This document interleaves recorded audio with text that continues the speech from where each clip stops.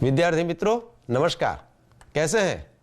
हमने पिछले तास में समझदार नन्ही कहानी देखी थी और उसमें हमने देखा था कि जब बिच्छू दलदल में फंस जाता है तब नन्ही उसे बचाने जाती है, दलदल से बाहर निकालती है, सूखे स्थान पर रखती है।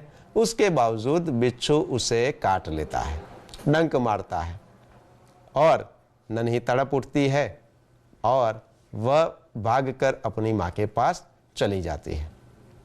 तो आइए इससे आगे अब क्या होता है ये देखते हैं।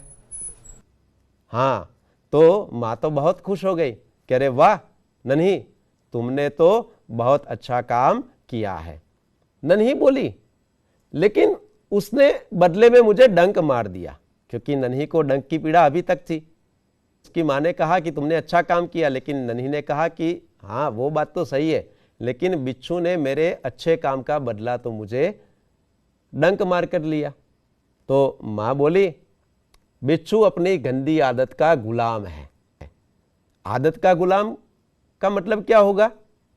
यानी कि हमने यहां पर समझा कि बिच्छू का स्वभाव कैसा था, डंक मारने वाला, यानी कि आदत का गुलाम होना, यानी कि आदत से मजबूर होना।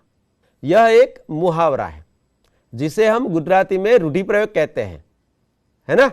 कुछ ऐसे सामासिक शब्द है कि जो रूढ़ हो गए हैं, परंपरा से उनका प्रयोग होता है। यानी कि जब हम कहते हैं आदत का गुलाम होना, उसका मतलब हमेशा यही होता है कि आदत से मजबूर होना। नन्ही बोली, मां मैं उसकी गंदी आदत छुड़ाकर रहूंगी। लेकिन नन्ही ने तो यहां पर ठान लिया था कि भले बिच्छू ने मुझे काट लिया है, लेकिन दोबारा जब वो दलदल में फंसेगा तो मैं उसे बचाने जरूर जाऊंगी। क्यों? क्योंकि मुझे उसकी गंदी आदत तो छुड़ानी ही है। यह उसने तय किया था और ऐसा हुआ भी। कुछ दिन बाद बिच्छू के प्राण पुनः संकट में पड़ गए। प्राण संकट में पड़ गए। देखिए यहां पर हमें यह समझना है, प्राण का संकट में आना यानी कि मुसीबत में पड़ना या मुसीबत में फंसना। तो कौन मुसीबत में फंस गया था? बिच्छू। कि बिच्छू दोबारा वह मुसीबत में फंस गया। तो अब वह कहां फंसा था? तो गहरे पानी में। इस बार वह गिर गया था और डूबने उतरने लगा था। यानी कि कभी अंदर जाता, कभी बाहर निकलता, कभी अंदर जाता, कभी बाहर निकलता था और वह डूबने वाला था। और उसने नन्ही को आवाज लगाई, तो नन्ही ने उसकी आवाज सुन ली और वह झपट कर बिच्छू के पास आ गई। यानी कि तुरंत बिच्छू के पास आ गई और उसने देखा कि बिच्छू तो पानी में गिर गया है और उसने तुरंत उसके स्वभाव के अनुसार बिच्छू को बचाने के लिए वह आगे बढ़ी। तुरंत उसको अपना पहले वाला अनुभव याद आया कि अब मैं इसको बचाने वाली नहीं हूं। क्यों? क्योंकि उसका स्वभाव यानी कि उसकी जो गंदी आदत है, इसलिए मैं इसे बचाने वाली नहीं हूं। ऐसा उसने मन में सोचा। फिर भी बिच्छू की गिड़गिड़ाहट सुनकर, यानी कि बिच्छू गिड़गिड़ाने लगा, बहन मुझ पर दया करो।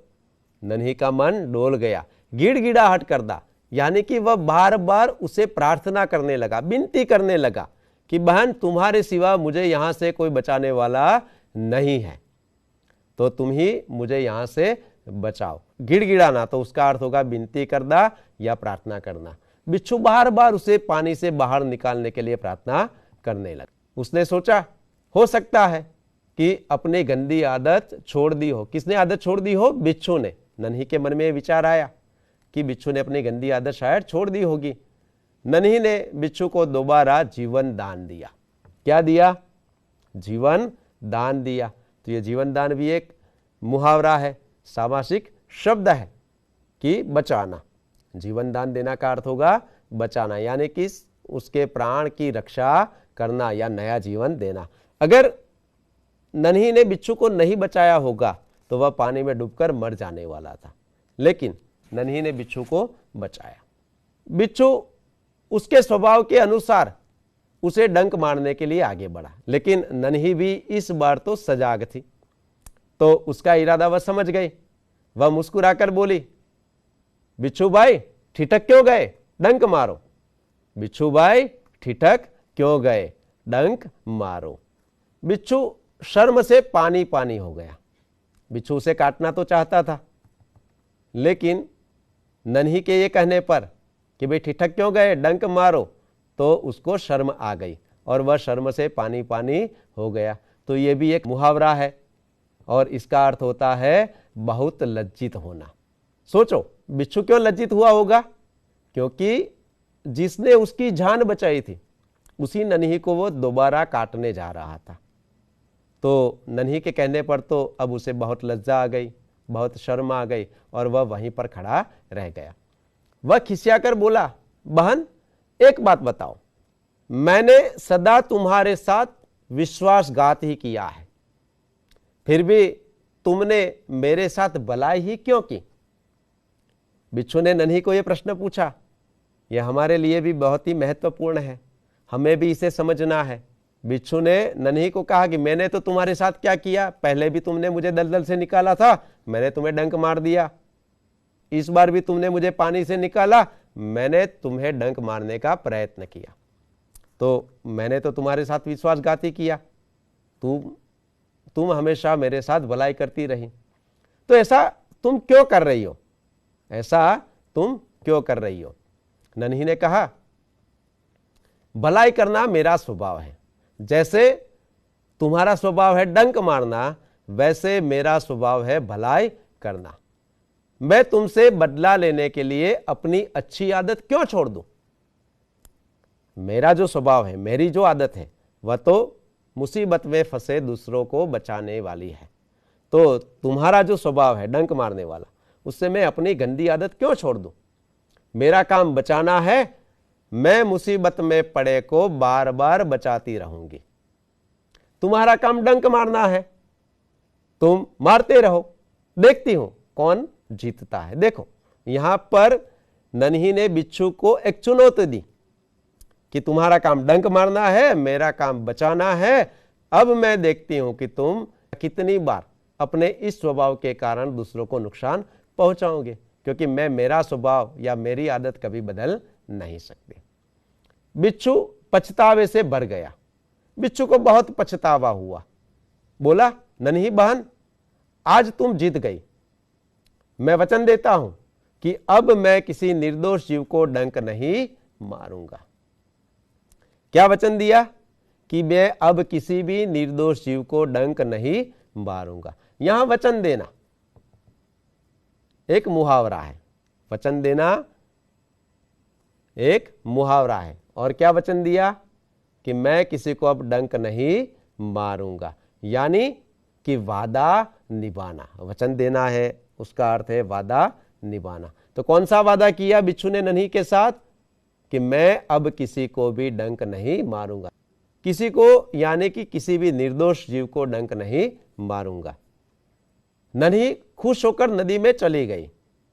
नन्ही को तो बहुत अच्छा लगा, क्योंकि वह तो यही सोच रही थी कि मुझे किसी भी प्रकार से बिच्छू को उसकी गंदी आदत से मुक्ति दिलानी है। और यहां पर तो बिच्छू ने नन्ही से वादा कर दिया कि मैं अब किसी निर्दोष को डंक नहीं मारूंगा। तो नन्ही तो बहुत खुश हो गई और नदी में अपनी मां के पास चली गई। मां ने आज फिर पूछा कि बेटी कहां देर कर दी, इतनी देर तू कहां रुक गई थी। नन्ही ने पूरी घटना सुना दी। नन्ही ने पूरी घटना कि भाई इस प्रकार से बिच्छू नदी के पानी में डूबे जा रहा था, मैंने उसे इस प्रकार से बचाया, उसने मुझे डंक मारना चाहा, मैंने उसको उसके स्वभाव के बारे में बताया, तो उसने आज मुझसे वादा किया है कि वह अब किसी भी निर्दोष को डंक नहीं मारेगा। इस प्रकार से पूरी घटना बता दी। मां प्यार से बोली, प्यारी समझदार नन्ही, भले लोग अपनी बार बार की भलाई से इसी तरह बुरे लोगों को भला बनाने की राह दिखाते हैं। यानी कि तुम्हारा स्वभाव अच्छा है, तो तुमने बार बार के प्रयत्न से बिच्छू की गंदी आदत भी छुड़ा दी है। और मां भी खुश हो गई और नन्ही तो मां की इस प्रकार की बात सुनकर बहुत खुश हो गई और वह थिरकने लगी। थिरकना मतलब खुशी से नाच उठना। उसकी जो चुनौती थी उसमें जीत हासिल की थी और वह बहुत ही खुशी से नाचने लगी, यानी कि थिरकने लगी।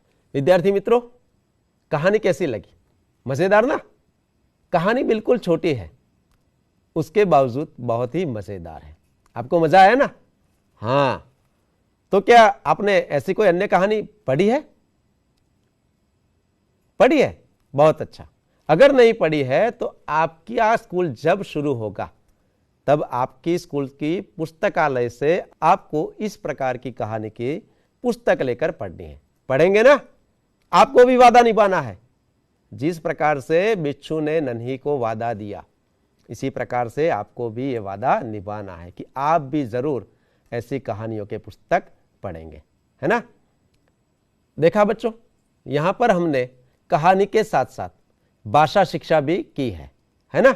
क्योंकि हम हिंदी सीखना चाहते हैं और हिंदी भाषा में, यानी कि इस कहानी में आए हुए नए शब्द, मुहावरे, इनका भी ज्ञान या इनकी भी समझ हमने यहाँ पर पाई है ना? तो ये भी इस कहानी का उद्देश्य है कि हम कहानी भी सुने, कहानी भी समझे और साथ ही साथ हिंदी भाषा को भी अच्छी तरह से समझे।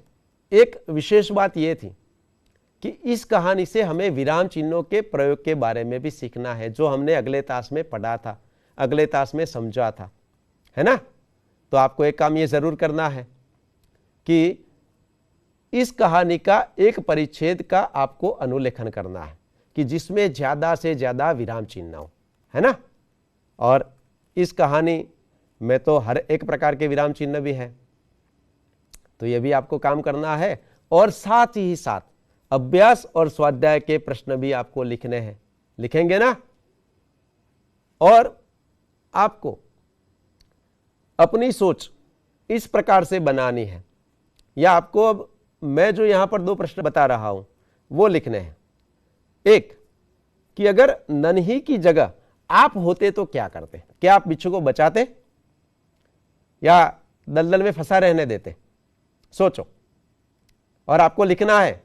हाँ, और दूसरा प्रश्न है कि बिच्छू की जगह अगर आप होते तो क्या करते? अगर आपको कोई दलदल से बाहर निकलता है, यानी कि मुसीबत से बचाता है, तो आप उसके साथ कैसा व्यवहार करेंगे? बिच्छू जैसा या नन्ही जैसा? तो ये आपको लिखना है, अपनी कॉपी में जरूर लिखना है। और साथ ही साथ ये मुहावरे और शब्दार्थ भी आपको अपनी कॉपी में लिखने हैं। विद्यार्थी मित्रों, इस कहानी में नन्ही का पात्र आपको कैसा लगा, ये भी आपको जरूर लिखना है। लिखेंगे ना? हाँ, धन्यवाद।